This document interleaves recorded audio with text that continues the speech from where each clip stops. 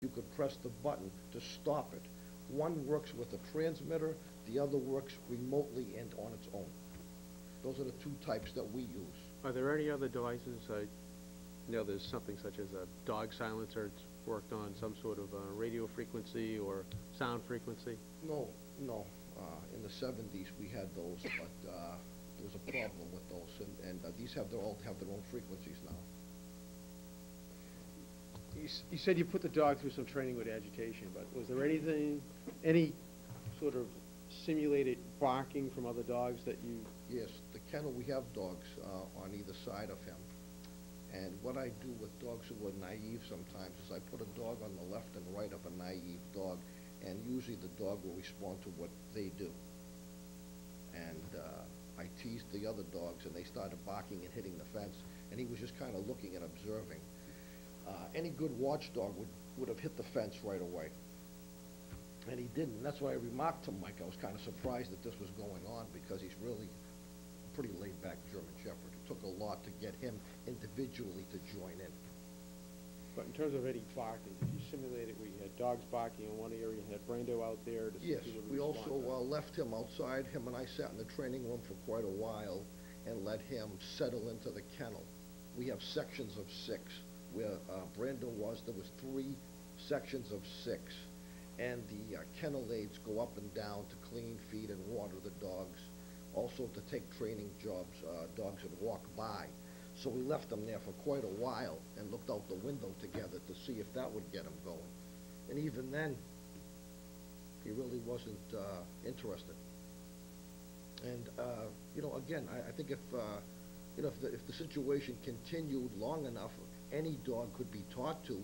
But what we're talking about here tonight is the dog's nature. This dog's nature is not that of a security watchdog type of dog. It's a pretty laid-back, friendly dog. And I'm not disputing anything that's gone on. I'm just stating what I observed and knowing the dog for the last 4 or 5 years. You're saying that having the bar collar on for 24 hours a day, 7 days a week is excessive. Yes. But would you agree that having it on for 2 half-hour periods over the course of a day is excessive? No, I would say that would be effective if the situation warranted, yes. Thank you.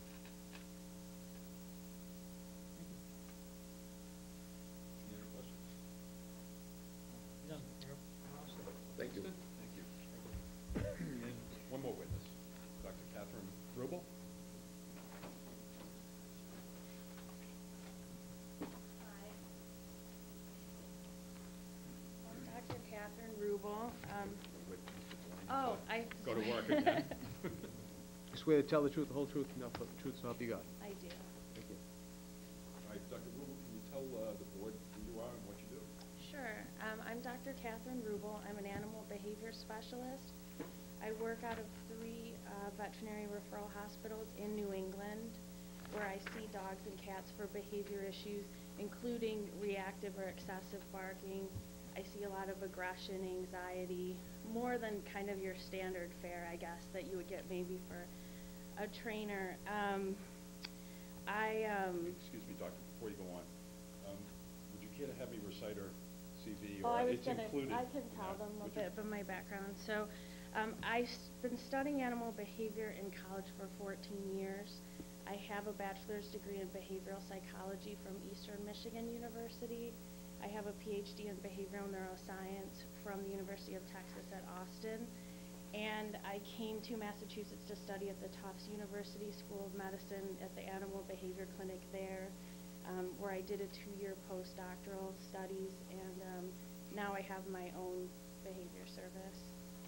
And have you had occasion to meet with Mr. Crester and Brando? I did. I've met with him twice. He came on November 30th to see me at the Massachusetts Veterinary Referral Hospital in Woburn. And I met him and Brando in the lobby. It was pretty crowded, and there were people and other dogs, and there was a man petting Brando when I came up, and he was friendly. We came back into the room, and I had actually forgotten something, so I left and came back. And I do see a lot of reactive dogs, so typically I usually like to be in the room before a dog comes in, because I do see a lot of aggressive dogs. because they can get comfortable in that space, so it's not unusual if a dog's in the room before I am, if I come in, that they'll bark or lunge at me, and I never know if the owners have a good hold of them, so I don't like forgetting things, but I had forgotten something, so I had gone back to my desk. I came back. Brando did not bark at me. He did not lunge at me. He wasn't, you know, on a tight leash or anything like that. He just stood there. He was very a pleasant dog. He wasn't particularly reactive. I do see German Shepherds quite a bit. Of course, I'm seeing animals that have behavior problems, so I'm not seeing a lot of what you call like your normal dog, but certainly being a pretty vigilant breed, they tend to scan their environment a lot and be pretty alert to things because they are a herding breed and a guarding breed. So typically you do see them, you know, being a little bit jumpy or reactive if they tend to have behavior issues. And he was relatively very calm in the room. Mike gave him several obedience commands, as did I, and he responded to all of them. I did tell Mike I couldn't tell by looking there if he's barking on his own territory, because a dog's behavior, you know, in a hospital setting is nothing like on their home and their territory. So I did say that I would need to see him there in order to assess anything. What did happen in the appointment was the shot collar did go off, and I don't use them. I use all positive-based training methods, but for some reason it went off, and he yelped. His back leg shook for several minutes, and probably about at least 4 minutes later, I went to pat him, and his skin just flicked like this. And that, of course, it made me sad. But I did go to the house on December 7th to see him, and he was in the outside pen. And Mary met me out, so she was kind of coming out of the garage. So, you know, normally it would be normal for most dogs to bark when someone's coming, especially, you know, to alert someone that is there. And he just sat with his back to the fence, and he didn't bark at all. In fact, he didn't really change position at all. We did take some, and I did, you know, I got out of my car, I parked in the driveway, I walked up the driveway. He didn't bark the entire time I was there. He also didn't bark when they came in to see me at the hospital. There was a person that walked by, which we videotaped, which you saw. He didn't bark. And I had gone in the house, and when I left, there was a person walking a Sheltie that went by the house, which we didn't videotape, and he didn't bark. So I would say to the extreme that he's not barking, even to things that would normally trigger a dog to bark, just even to alert you, even if not excessively. And there was quite a distance between the Crestas home and the condominium, so I don't know when someone says they see a dog barking what. Can I stop you for a moment? Yes. When were you at the Cresta house? What was the date? I was there on December 7th at their home. And Brando was wearing the bark collar. He was. Okay. He was wearing the bark collar, yes. I'm sorry, but he could have been wearing it for about 8 weeks.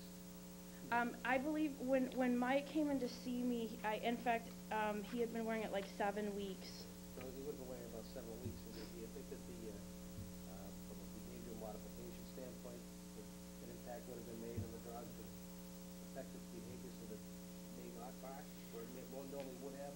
I mean, a bark collar, you know, a bark collar is generally an effective device. So, but I can't attest to his behavior prior to having seen him. So that would be best asked, I guess, to Mike Pinkston, who's been working with him for years. But I certainly can attest to the fact that he's not currently barking, not even to you know, normal stimuli. Down a lot in a couple of weeks too.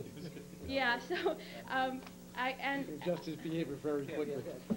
So No, I guess my point is that obviously the dog has learned, if it were barking before, learned not to bark. I because it couldn't hurts. say. I mean, there's some question of which dogs it is, and it's certainly a sad case if he's wearing a collar like that if it wasn't him. I'm not disagreeing with you. I'm just You saying, know. though, obviously the reaction of the dog will be very different after 7 weeks of wearing the collar. I don't know how he was trained on it, so I don't know how many you know, I don't know, but certainly they are an effective remote training device. I can speak, I don't use them, but I do know that they work. Just what other type of modification would you or do you suggest when you come across dogs that have these issues? Well, if my appointments are sort of more like a psychologist appointment. I spend a couple of hours with my clients. They fill out. Is it the owner or the dog? Both. My psychology background comes in. With the owner? Yeah, my psychology background comes in pretty handy. But they fill out a very detailed history form. I spend a couple of hours and then I follow up every week. So if someone comes to see me for barking, it depends why the dog's barking. I mean, it can bark for attention seeking. It can bark because, you know, there's actually something there. It can bark, you know, for territorial barking. So, I mean, the first thing to determine would be what's barking. I mean, in this case, he wasn't barking, so I couldn't attest to that. My first strategy is always to eliminate the trigger.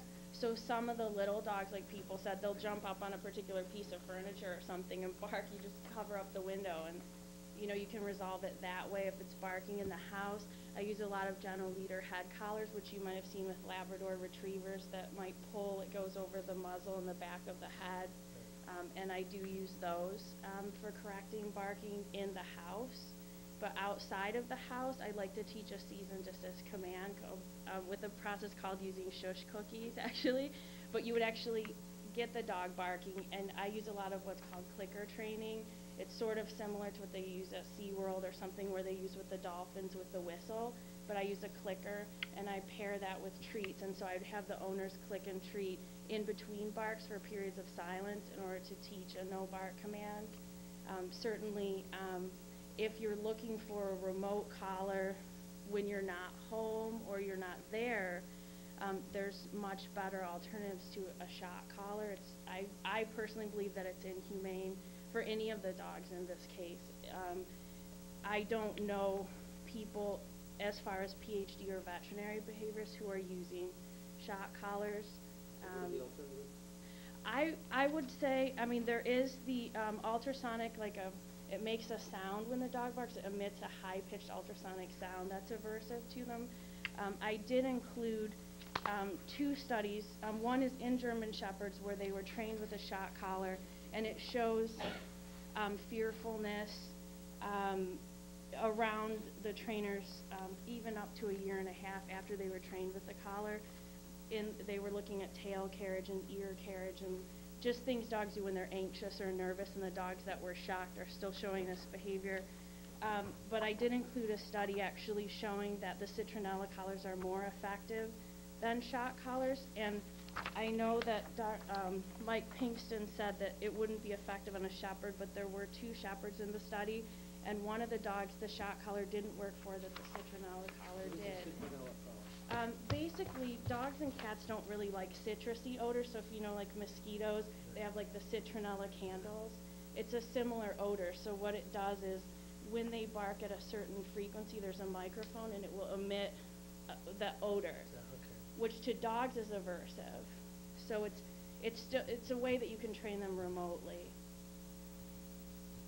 But I do think it's a more humane solution if a bark collar is what you decide to do.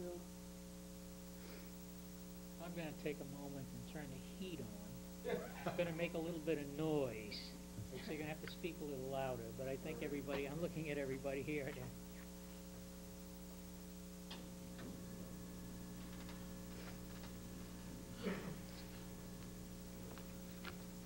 Sorry. Oh, no problem.